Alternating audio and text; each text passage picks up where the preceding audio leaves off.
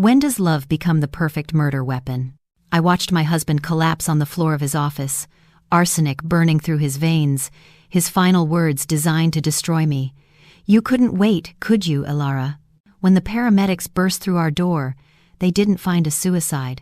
They found bottles of poison labeled with my name, purchase receipts in my handwriting, and a journal documenting months of threats I never made. My husband didn't just kill himself that night. He framed me for his murder so perfectly that even I almost believed I did it.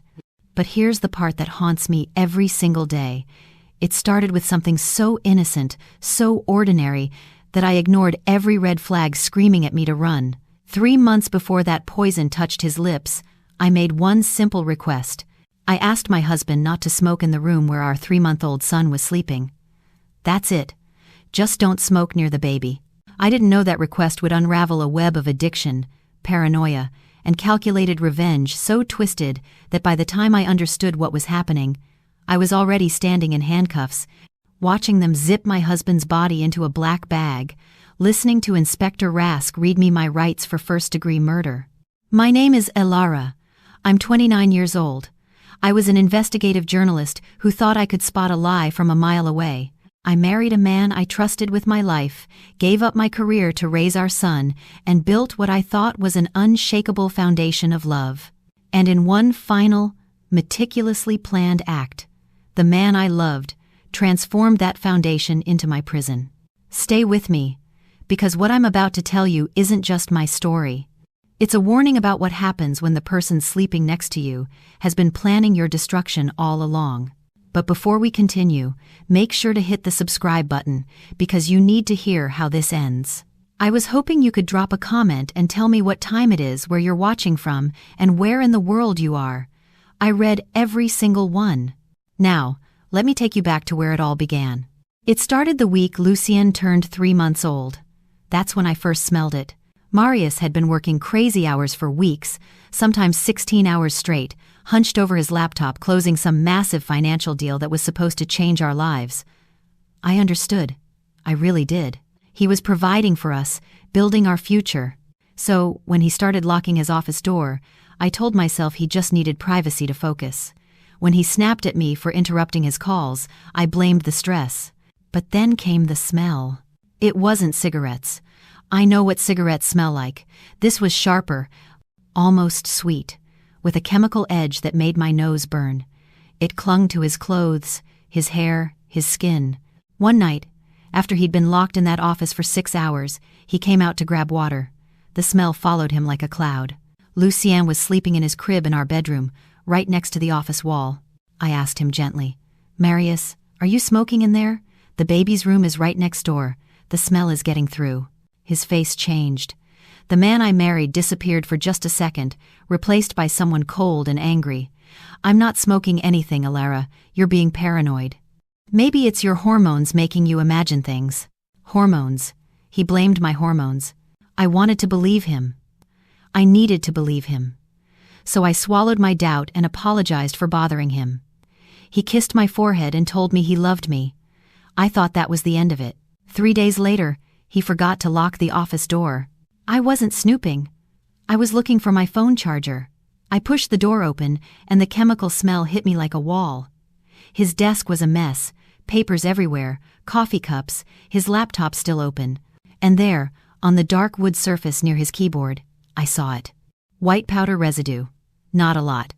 Just a fine dusting, like someone had spilled something and wiped it up quickly but not carefully. My heart stopped. My hands started shaking. I heard his footsteps on the stairs. He was coming back. I backed out of the room quickly, but not quickly enough. "What are you doing in here?" His voice was ice. "I was just looking for my charger. I thought maybe I left it." "Did you touch anything?" "No, I didn't. He walked past me to his desk, saw me looking at the powder residue. For 3 terrible seconds, we just stared at each other. Then he smiled.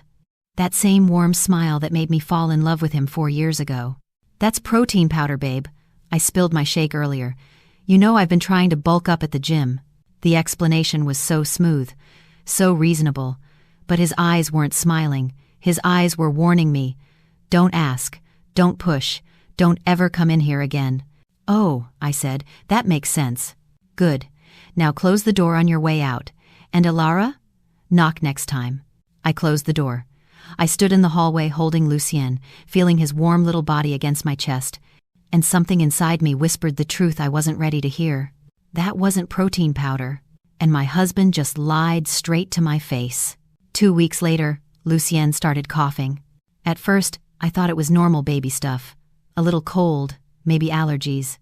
But the cough got worse, deep and harsh, like something was scratching his tiny throat from the inside. Then came the rash. Small red bumps spreading across his chest and arms, angry and inflamed. I called the pediatrician immediately. Dr. Tsvetanov told me to bring him in that same day. I thought she'd tell me it was nothing. Give me some cream for the rash, maybe a prescription for the cough. I thought I'd feel silly for worrying so much. I was so wrong. "Doctor." Tsvetanov examined Lucien carefully, her face getting more serious with every passing minute. She ran her fingers over the rash, listened to his breathing, checked his temperature. Then she left the room to run some tests. When she came back 20 minutes later, her expression made my stomach drop. "Elara, I need to ask you some questions, and I need you to be completely honest with me." My hands were shaking. What's wrong with him? The test results show that Lucien has been exposed to chemical toxins. The irritation on his skin, the respiratory issues, they're consistent with exposure to certain substances. Drug residue, specifically. The room started spinning. What? No, that's impossible. I don't do drugs. I've never. I'm not accusing you, Elara, but someone in your home or someone who handles Lucien regularly has been in contact with these chemicals. And it's not just about contact. The levels suggest ongoing exposure in his environment, in the air he breathes. I couldn't breathe myself. My baby. My 3-month-old baby had poison in his system. How bad is it? My voice came out as a whisper. Dr. Tsvetanov sat down next to me. Right now the exposure is moderate, but Elara, listen to me very carefully. If this continues, we're looking at serious neurological damage. His brain is still developing. These toxins can cause permanent harm, seizures, developmental delays. In severe cases, it can be fatal. Fatal. My baby could die. You need to identify the source immediately and eliminate it. Today, not tomorrow, today. Then she asked the question that changed everything. Does anyone in your home use drugs, Elara? The words hung in the air between us like a bomb waiting to explode. I opened my mouth to say no. To defend my husband, to explain that Marius would never put our son in danger, but the lie died in my throat. The locked office door, the chemical smell, the white powder on his desk, the way his eyes turned cold when I questioned him, the way he'd been disappearing for hours, coming home with dilated pupils and talking too fast or not talking at all. Oh, God. Elara, Dr. Tsvetanov's voice was gentle but urgent. I need an answer. I don't know, I whispered. Tears were streaming down my face. I thought it was just stress, just work. But the smell, the powder, I didn't want to believe. You need to find out, right now, because if you don't, and this continues, you could lose your son. I looked down at Lucien sleeping in my arms, his little chest rising and falling with each labored breath, those red bumps spreading across his perfect skin. The man I loved, the man I married, the father of my child, was poisoning our baby. And I had ignored every single warning sign because I was too afraid to face the truth. Dr. Tsvetanov handed me a tissue and a piece of paper with emergency numbers. If you discover drugs in your home, you call me immediately. We may need to involve Child Protective Services to ensure Lucien's safety. I nodded, but I could barely see through my tears. When I got home, Marius's office door was locked, and I knew what I had to do. I waited until Marius left for a client meeting. The moment his car pulled out of the driveway, I went straight to the kitchen drawer where we kept spare keys. My hands wouldn't stop shaking as I searched through old batteries, rubber bands, and forgotten receipts. Finally, I found it. The small silver key labeled office in Marius's handwriting. I stood outside that door for a full minute, key in hand, telling myself I was wrong, that I'd open it and find nothing but work papers and coffee stains. That doctor, Tsvetanov, had made a mistake with the tests. But when I turned that key and pushed open the door, the chemical smell hit me so hard I had to cover my mouth. The office looked normal at first. Desk, laptop, filing cabinet, bookshelf, everything neat and professional. But the smell was everywhere, soaked into the carpet, the curtains, the walls. I started opening drawers, my old journalist instincts taking over. Bank statements, client files, nothing unusual. Then I saw it. A tiny gap along the bottom edge of the desk drawer. I pulled harder and the false bottom came loose. Inside was a world I didn't want to believe existed. Tiny glass pipes, burned and stained. Small plastic bags with white powder residue. Pills in unmarked orange bottles, dozens of them. A digital scale, razor blades, rolled up dollar bills. This wasn't casual use. This was a full operation. I pulled out my phone and started taking pictures. Evidence. I needed evidence because part of me still couldn't accept what I was seeing. My hands were shaking so badly I could barely hold the phone steady. That's when I found the burner phone. It was tucked under a stack of papers, a cheap flip phone I'd never seen before. I opened it and my stomach turned. Text messages, hundreds of them, numbers without names, code words I recognized from my investigative reporting days, meeting times, amounts, prices. I scrolled through the timestamps, and each one felt like a knife in my chest. Tuesday, 2:47 p.m. Need more. Can you come by? That was the day I'd asked him to watch Lucien while I showered. I came out to find him holding our baby, smiling and cooing. I thought it was such a sweet moment. I even took a picture. Thursday, 11:23 p.m. Just picked up. This stuff is fire. That was the night he told me he'd stay up late to finish a presentation. The night he came into our bedroom at 3 a.m. and kissed Lucien's forehead while our baby slept. Saturday, 9:15 a.m. Meet at usual spot in 20. That was last weekend. The morning he told me he had to run to the office for an emergency call. He was gone for 3 hours. I'd been worried something was wrong at work. Something was wrong. But it wasn't work. He'd been using while caring for our son, while driving with him in the car, while holding him in his arms. Every tender moment, every family photo, every time he told me he loved us, he'd been high. I sat on the floor of that office, surrounded by evidence of my husband's secret life, and something inside me shattered. Not just my heart. My entire understanding of reality. The man I married didn't exist. He never had. I took pictures of everything. The burner phone messages, the drugs, the paraphernalia, all of it. Then I carefully put everything back exactly as I'd found it. Because now I knew the truth. And the truth meant I had to make an impossible choice.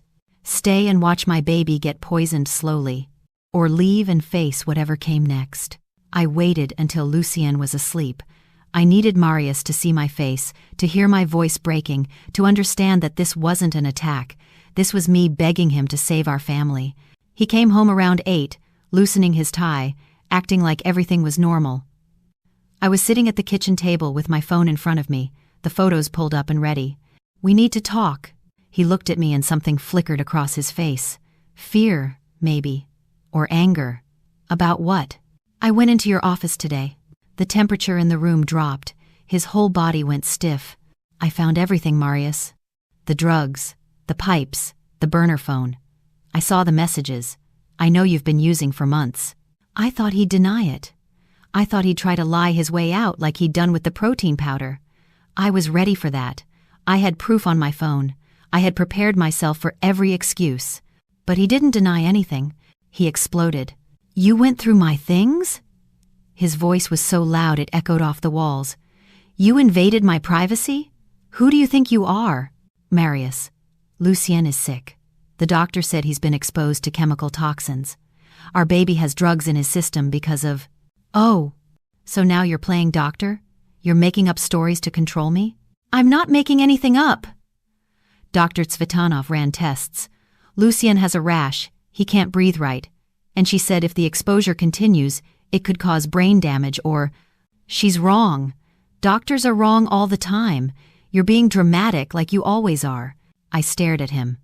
This man standing in front of me, red-faced and screaming, wasn't my husband. My husband would have been horrified. He would have been terrified for his son. This person didn't care. "Marius, please. You need help. We can find treatment. You can get clean. We can save..." "Treatment?" He laughed, cold and bitter. You want me to check into rehab? You want me to destroy my career? That's career suicide, Alara. Do you understand that? The moment word gets out that I'm an addict, I lose everything. Every client, every deal, every relationship I've built. But you're losing us. My voice cracked. Tears were streaming down my face. You're losing your son. I'm not losing anything. I have it under control. I function fine. Better than fine. You think I could close million-dollar deals without a little help? You think I could work 16-hour days on coffee alone? Lucien is being poisoned. Then maybe you need to clean the house better. Maybe the problem isn't me. The cruelty of it took my breath away. He was blaming me, for his drugs, for our son's sickness, for everything. I held up my phone. I have pictures of everything. If you won't get help, I'm taking Lucien, and I'm leaving. And I'm showing these to a lawyer.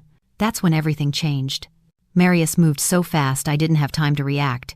He grabbed my wrist and yanked the phone out of my hand. His grip was so tight it hurt. What are you doing? Give it back. He was scrolling through my photos, deleting them one by one. The drugs, the pipes, the messages, all of it disappearing. Stop, Marius, stop. He deleted the last photo and threw my phone on the table. Then he leaned in close, so close I could smell that chemical smell on his breath, and whispered in my ear, "If you ever threaten me like this again, you'll regret it. Do you understand me, Alara? You'll regret it." His eyes were empty, cold, like looking into the eyes of a stranger. I nodded because I was terrified, and he walked away, back to his office, and locked the door. I stood there, shaking, realizing the horrible truth. The man I loved was gone, and the man who'd taken his place would do anything to protect his secrets, even if it meant destroying me. That night, after Marius locked himself in his office, I sat on the bathroom floor with Lucien in my arms and called the only person I trusted completely, Daria Volkov, my old colleague from my journalism days. We'd worked together on dangerous stories, exposing corruption and crime. If anyone could help me, it was her. She answered on the first ring. "Alara, it's midnight. What's wrong?" I couldn't even speak at first. Just sobbed into the phone while Lucien slept against my chest. "I'm coming over, right now. Don't hang up." Daria lived 40 minutes away, but she made it in 25. When I opened the door, she took one look at my face and pulled me into a hug. Then she got straight to business. "Tell me everything." I did. The drugs, the confrontation, the deleted photos, the threat. By the time I finished, Daria's face was hard as stone. "We're getting you out of here. But first we need evidence that can't be deleted." She went to her car and came back with a small bag. Inside were tiny cameras, no bigger than buttons. "I do private security now. These are motion activated. We're putting one in his office. He'll see it. Not where I'm going to hide it." We waited until 3 in the morning when Marius finally came out of his office and went to bed. Daria picked the lock in seconds and we slipped inside. She installed the camera inside the air vent, angled perfectly at his desk, and the mirror on the wall. You'd never know it was there, but that wasn't all. "Your photos," Daria said, pulling out her laptop. "You said you took them on your phone. Do you have cloud backup?" I did. I'd forgotten about it completely. Within 10 minutes, Daria had recovered every single deleted photo. The drugs, the paraphernalia, the burner phone messages, all of it. Backed up and saved to 3 different secure locations. "Now he can't erase the truth," she said. Over the next 2 days, we gathered everything. Daria helped me access our bank records, and what I found made me sick. $50,000 in cash withdrawals over 6 months. Thousands of dollars every single week, vanishing into nothing. Our savings. Lucien's college fund. Everything gone. But the worst part came when we checked the hidden camera footage. The first day showed exactly what I expected. Marius using drugs at his desk, snorting powder, smoking from those glass pipes, pacing the room, talking on his burner phone. It was horrible, but not surprising. The second day showed something that terrified me. It was 4 in the morning. Marius was standing in front of the mirror, high and shaking, and he was talking to himself. Not just talking, ranting. "She thinks she's so smart. She thinks she can control me. She's trying to destroy me, take everything I've built. She wants my money, my career, my life." He was talking about me. She's poison. She's the problem, not me. Never me. I won't let her win. I won't let her take anything. His face in that mirror was twisted with rage and paranoia. He looked like a completely different person. Dangerous, unstable. I'll stop her before she stops me. Whatever it takes. Daria and I watched that footage together and she grabbed my hand. Alara, listen to me very carefully. This man is not just an addict. He's paranoid, and he sees you as an enemy. You need to leave. Tonight. Right now. Take Lucien and go to your parents' house. I'll help you file for emergency custody in the morning. But what if he what, hurts you? Hurts Lucien? Look at that screen, Alara. Look at his face. He's already planning something. She was right. I knew she was right. But leaving felt like admitting my marriage was over, like admitting I'd failed. You didn't fail, Daria said, reading my mind. He did. And if you stay, you're risking your life and your son's life. Is that worth protecting his secrets? It wasn't. We packed my bags while Marius slept. Daria helped me load everything into her car. At dawn, I kissed my sleeping husband goodbye one last time, knowing I'd never see him again. Or so I thought. I had no idea he was already 10 steps ahead of me. I was loading the last bag into Daria's car when I heard his voice behind me. Alara, please, don't go. I turned around and froze. Marius was standing in the doorway, and he looked like my husband again. Not the angry stranger from 2 nights ago. Not the paranoid man ranting at his mirror. He looked like the man I'd married. Clear eyes, soft voice, tears streaming down his face. I know what I've done, he said, his voice breaking. I know I've hurt you and Lucien. I know I've been lying and hiding and destroying everything we built, and I'm so sorry. I wanted to get in that car and drive away. Every instinct told me this was another manipulation, but he looked so broken, so genuinely ashamed, that part of me hesitated. Marius, I can't do this anymore. I know. I understand. But please, just give me 5 minutes. Let me explain. Let me tell you everything. You deserve the truth. Daria stepped between us. Alara, don't. But Marius kept talking, his words coming out in desperate sobs. I've been drowning. The pressure at work, the fear of failing, of not being enough for you and Lucien. I started using to cope, and it spiraled. I was ashamed to tell you. Ashamed to admit I was weak. But watching you pack, watching you leave, it broke something in me. I need help. You were right. I need real help. He sounded so sincere, so honest. For the first time in weeks, I saw a crack in the wall he'd built around himself. Please, he whispered. Just one conversation. Tonight, in my office. Just you and me, like it used to be before everything fell apart. Let me prove to you that the man you married is still in here somewhere. If you still want to leave after that, I won't stop you. I'll sign whatever papers you want. I'll do whatever it takes to make sure Lucien is safe. Alara, no. Daria's voice was sharp. This is a trap. It's not a trap, Marius said, looking directly at her. I just want a chance to say goodbye properly, to apologize face to face, that's all. I looked at his eyes. They were clear, focused. No dilated pupils, no chemical smell. He seemed sober for the first time in months. Maybe, I thought, maybe he really does want to change. Maybe this is rock bottom and he's finally ready to get help. Maybe I owe him one last chance to explain. Okay, I heard myself say, tonight. But Daria stays in the house. That's fine, Marius said immediately. Whatever makes you comfortable. 8 o'clock? I nodded. He smiled. That same warm smile from our wedding day, and touched my cheek gently. Thank you for not giving up on me completely. I promise I'll make this right. Then he went back inside. Daria grabbed my arm the moment he was gone. Alara, this is a mistake. That man is an addict and a liar. Whatever he's planning, it's not an apology. I know, I said. But what if he's telling the truth? What if this is his one real moment of clarity and I walk away from it? I'll always wonder. You're letting hope cloud your judgment. She was right, but I couldn't help it. Some foolish part of me still loved him, still believed that somewhere inside the drugs and paranoia, my husband existed and wanted to come back. That night at 8 o'clock, I walked into his office. The room was clean, no drug smell, no paraphernalia visible, just Marius sitting at his desk with 2 glasses of amber liquid in front of him. "Whiskey," he said softly. "The expensive bottle we were saving for when Lucien turned 1. I thought maybe we could toast to new beginnings. To me getting help. To us finding a way through this." He pushed 1 glass toward me. And that's when I noticed his hand shaking. Not from nerves, from something else. That's when I noticed the scene was too perfect, too staged. That's when I realized Daria was right. This wasn't an apology. This was something much, much worse. "To new beginnings," Marius said, lifting his glass. I stared at the amber liquid in front of me. Something was screaming inside my head. Wrong. This is wrong. The whiskey was too perfectly poured. The glasses positioned too carefully. His smile too practiced. "I'm not drinking," I said. His smile faltered. "Ilara, it's just a toast. 1 drink to mark the end of the lies and the beginning of honesty. Then you drink first." "What?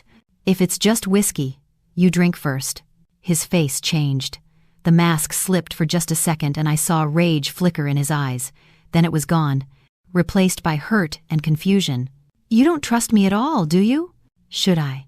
He stood up, the chair scraping loudly against the floor. "After everything I just said, after I poured my heart out to you, you still think I'm trying to hurt you? I don't know what you're trying to do, Marius, but I'm not drinking that." "Fine."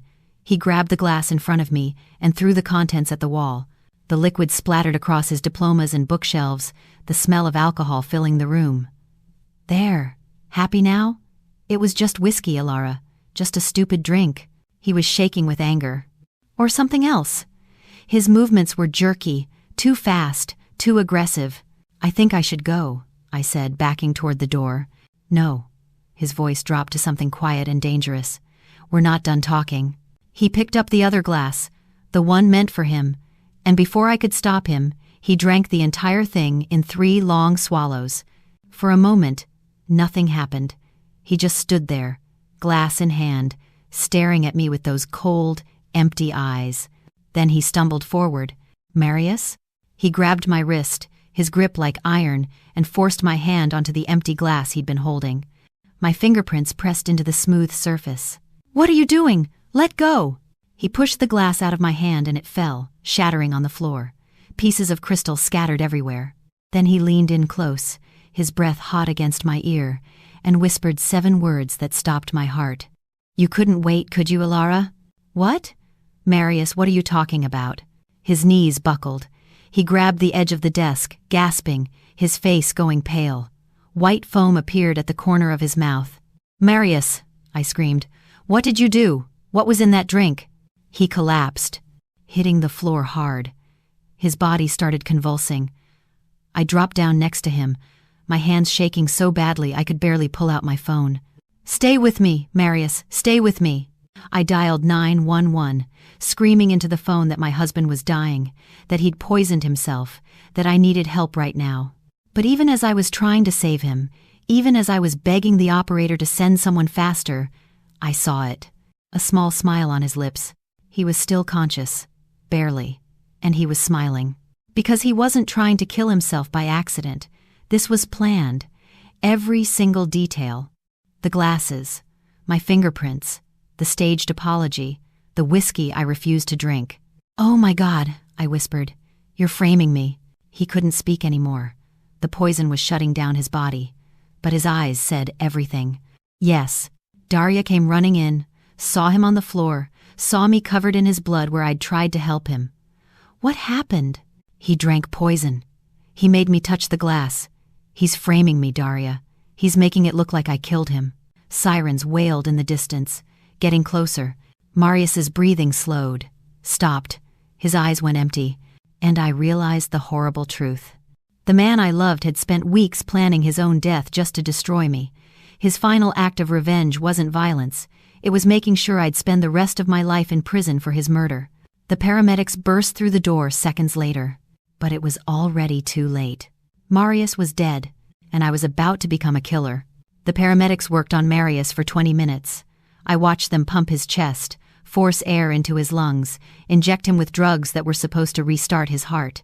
Nothing worked. At 8:47 p.m., they called it, time of death, Inspector Rask arrived with the paramedics. Someone had called in an anonymous tip about a domestic dispute at our address. A woman screaming. A man in danger. The call came in at 7:55 p.m., 5 minutes before I even walked into that office. Marius had called the police on himself. Before he died, Mrs. Volkov.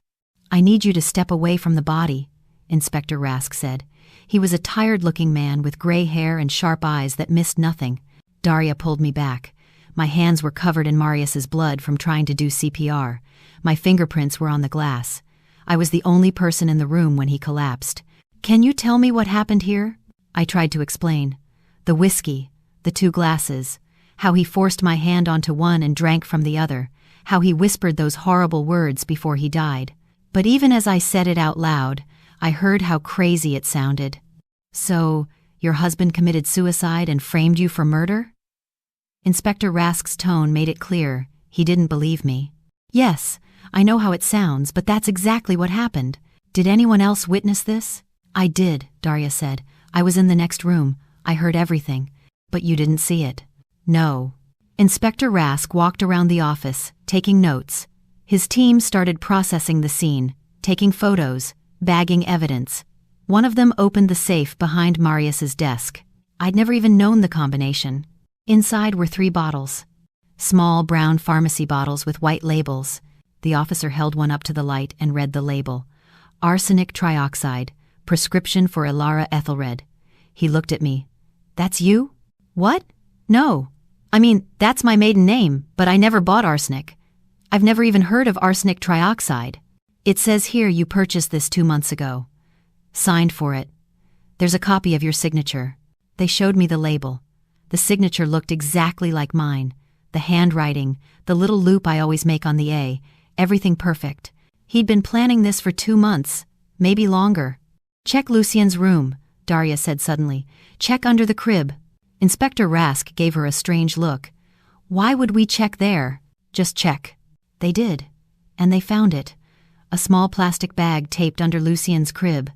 Inside was a powder, white and fine, like the residue I'd seen on Marius's desk. "Arsenic residue," the officer confirmed after testing it. "Fresh, placed recently." My legs gave out. I collapsed into a chair. He'd planted poison under our baby's bed. He'd made it look like I was slowly poisoning both of them. "There's more," another officer said, holding up a leather journal. "Found this in the desk drawer. It's a diary, written by the victim." Inspector Rask read through it, his face getting darker with every page. Then he looked at me with something like pity. "According to this, you've been threatening your husband for months, telling him you'd kill him if he ever tried to leave you, that you'd poison his food, that you were unstable and dangerous. That's not true. None of that is true. It's all here in his handwriting, dated entries going back 6 months. He writes about being afraid of you, about finding poison in the house, about you telling him no one would believe him because you used to be a journalist and you know how to manipulate stories. Every word was a knife. Every lie he'd written in that journal was destroying me.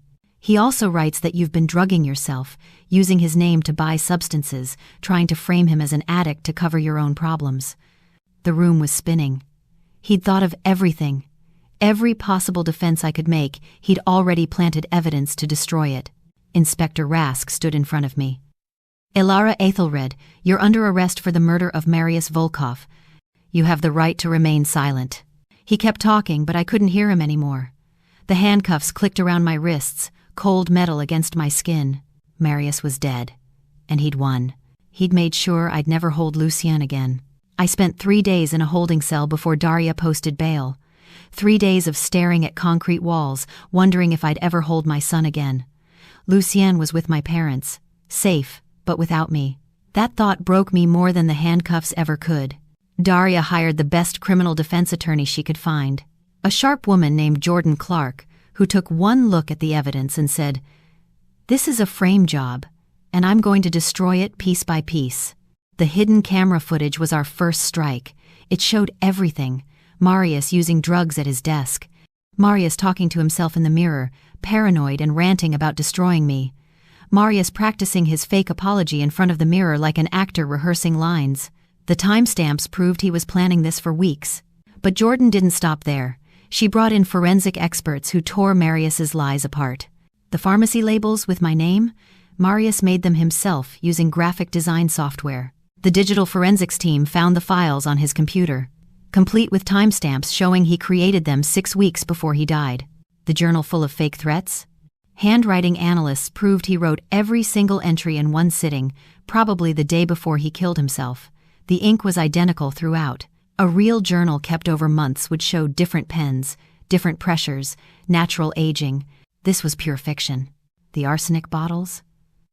Traced back to Marius's burner phone and a fake ID he'd created using my maiden name. Pharmacy security footage showed a man in a wig and sunglasses buying the poison.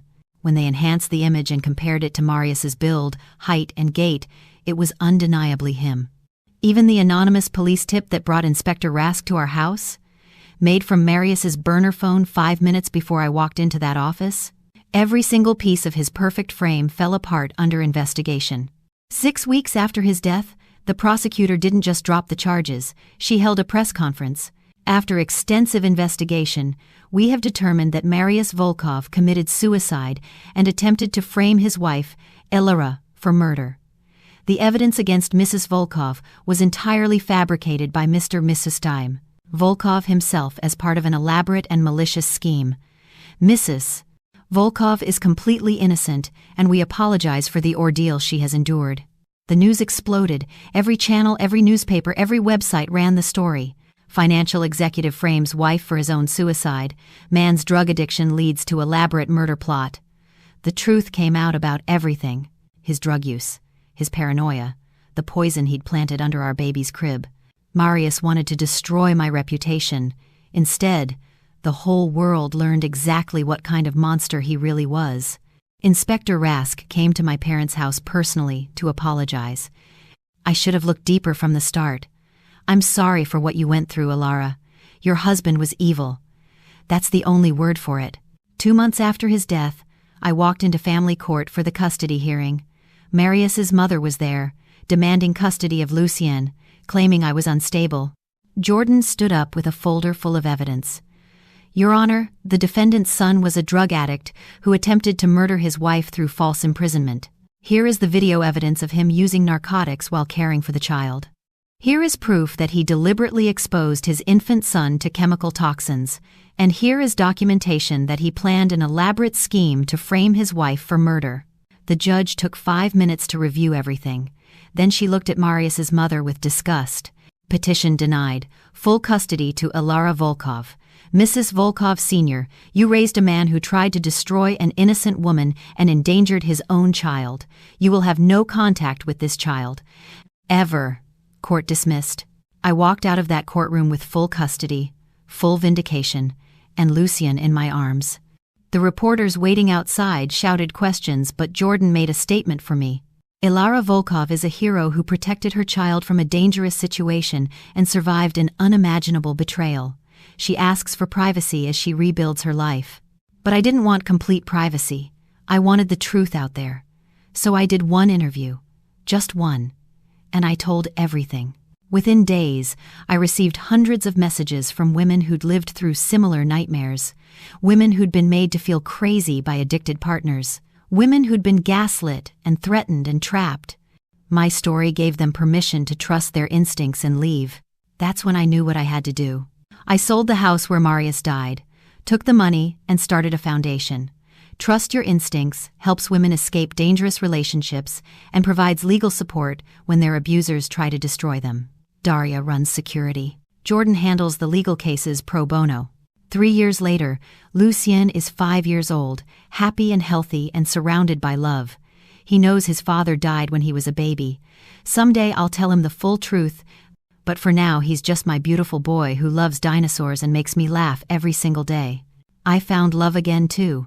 A kind, gentle man named David who adores Lucien and treats me like I'm precious, who would never dream of locking doors or hiding things or making me question reality, who shows me every single day what real love actually looks like.